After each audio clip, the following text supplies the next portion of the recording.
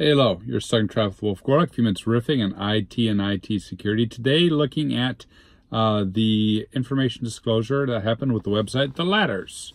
TheLadders is a job hunting site. It's like Indeed or any of those types of things, except for they specialize in six-figure jobs, right? $100,000 and above. They've been around for a while, I think since 2003. I joined them probably about 2010, gave the service a spin, and frankly, haven't thought anything of it until today when I read in the news that 13 million Ladders users have had their information leaked. I'll get to what happened in a minute, but the tip for you is this.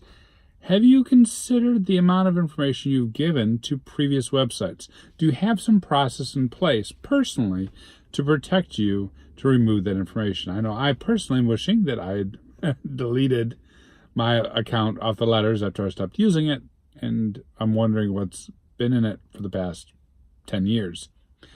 The thing that happened with TheLadders, it's like a quintessential breach. You know, Gartner has estimated that 90% of all security concerns that are happening in the cloud this year are the user's fault. As with any statistic, it's somewhere in there. But the reality is a lot of times these are driven by mistakes. In the Ladders case, they had set up ElasticSearch. They set up ElasticSearch to be accessible on the internet, and then they had set up ElasticSearch to have no password. No password.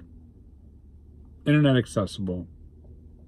Data lake with all the customer's information. What could go wrong?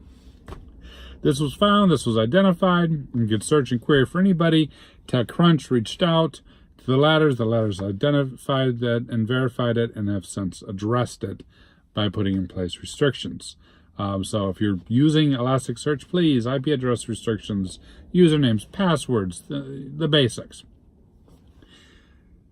But for us personally, and for me very personally, it does remind you, how much data have you left on sites that you gave a spin or had a 30-day free trial or whatnot? Oftentimes, when these things expire, we don't necessarily go and delete our accounts. It's not necessarily something that a lot of us think about.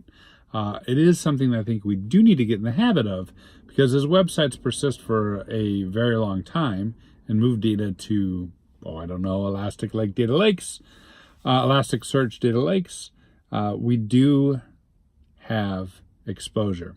As I've talked about in the past, the longer something exists, the less you can trust it, because someone's going to click something wrong. and next thing you know, all your information is out there for everybody. So how do you stay on top of the sites that you've registered to delete your information and reclaim your privacy? Hit me up in comments, social media. Cheers.